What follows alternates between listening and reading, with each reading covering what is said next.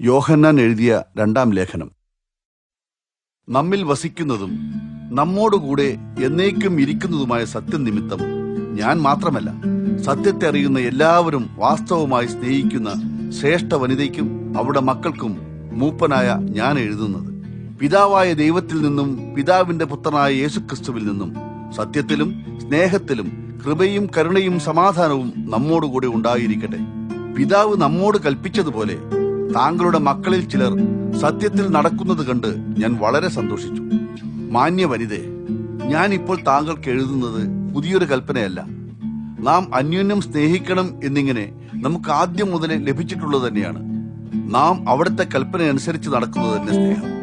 ആരംഭം മുതലേ നിങ്ങൾ കേട്ടിട്ടുള്ളതുപോലെ നിങ്ങൾ സ്നേഹത്തിൽ നടപ്പിൻ.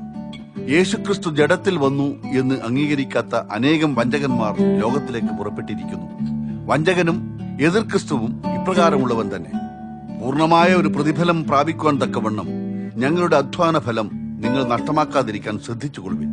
ക്രിസ്തുവിന്റെ ഉപദേശത്തിൽ നിലനിൽക്കാതെ അതിനെ മറികടക്കുന്നവന് ദൈവമില്ല. ക്രിസ്തുവിന്റെ ഉപദേശത്തിൽ നിലനിൽക്കുന്നവനോ പിതാവും പുത്രനുമുണ്ട്.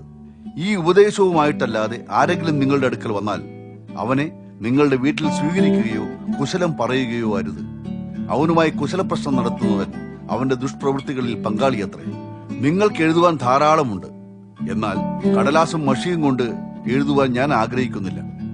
നമ്മുടെ സന്തോഷം പൂർണ്ണമാകേണ്ടതിന് നിങ്ങളെ സന്ദർശിച്ച് മുഖാമുഖമായി സംസാരിക്കുവാൻ ഞാൻ ആഗ്രഹിക്കുന്നു. താങ്കളുടെ മാന്യ സഹോദരിയുടെ മക്കൾ അവരുടെ അഭിവാദനം അറിയിക്കുന്നു.